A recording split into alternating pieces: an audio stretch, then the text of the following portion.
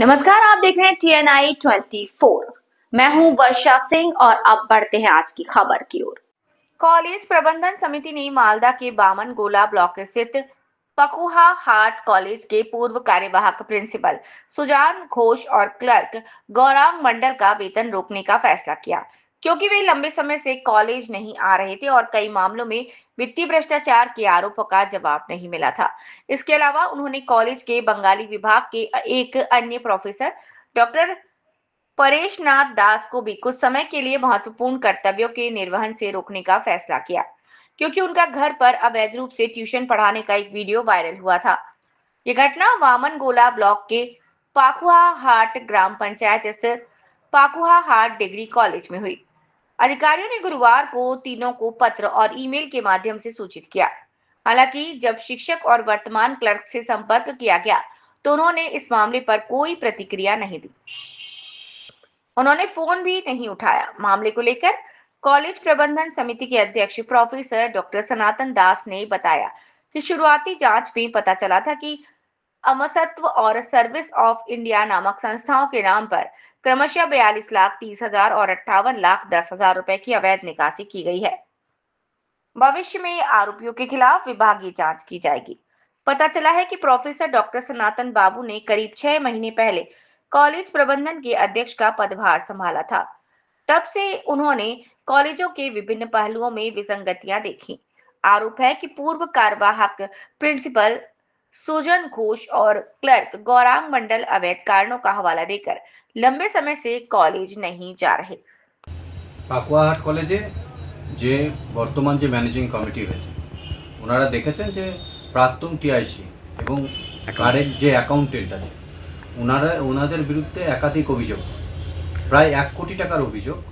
সেই অভিযোগ হচ্ছে ছাত্রছাত্রীর যে ফিজ, সেই ফিজের হিসাব সেখানে দেখা যাচ্ছে যে বিভিন্ন কোম্পানি, যেসব কোম্পানি নাম কোনো কোম্পানি নেই তার নামে সেই টাকা ট্রান্সফার করা হয়েছে।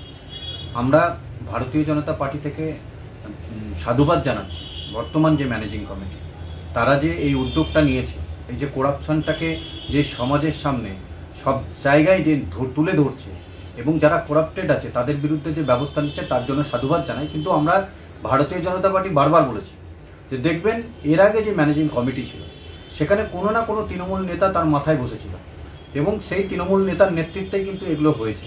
কোনো ডিপার্টমেন্টাল অফিসার এত সাহস হবে না যে পাকুয়া ডিগ্রি কলেজের যে অভিযোগের কথা আপনি বললেন, ম্যানেজিং কমিটি আপনি যে অভিযোগের কথা বললেন তা অলরেডি সেই ম্যানেজিং কমিটিতে তারা সিদ্ধান্ত গ্রহণ করেছেন যারা যারা অভিযুক্ত তাদের যেরকম স্যালারি হেল্ড আপ করা হয়েছে ফর দিস টাইম পিরিয়ড, পাশাপাশি তাদের বিরুদ্ধে ডিসিপ্লিনারি অ্যাকশান স্টার্ট হবে সেই মর্মে তাদেরকে চিঠিও করা হয়েছে।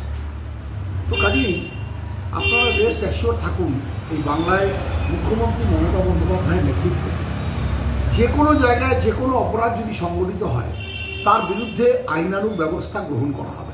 আমাদের উচ্চ শিক্ষা দপ্তর আছে, আমাদের কনসার্ন থানা আছে, সমস্ত জায়গায় থেকে এটাকে সুপারভিশন করা হচ্ছে। আপনারা নিশ্চিন্ত থাকুন, যারা তারা সাজাপ্রাপ্ত হবে। এবার পাশাপাশি বিজেপি কই অভিযোগ করছে সেটা নিয়ে খুব বেশি অডিট হওয়ার প্রয়োজন আছে বলে মনে করছি না, কারণ এই রাজনৈতিক মানচিত্রে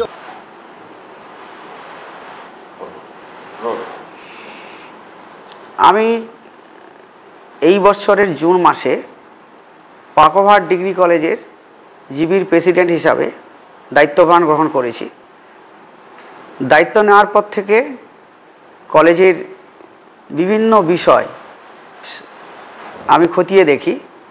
তার মধ্যে উল্লেখযোগ্য হচ্ছে ছাত্রদের মার্কশিট বা রেজাল্ট ইউনিভার্সিটিতে আটকিয়েছিল দীর্ঘদিন। তার কারণস্বরূপ ইউনিভার্সিটির এক্সাম পারপাসে যে সমস্ত ফিজ সেগুলো কলেজ অথরিটি ঠিক সময় দেয়নি বা দেয়নি। প্রায় 25 লক্ষ টাকা তখনও ইউনিভার্সিটি পাবে বলে দাবি করে। এই বিষয়টা যখন আমরা পর্যালোচনা করলাম তখন দেখতে পেলাম ওই টাকার কোনো হদিশ নেই। আমরা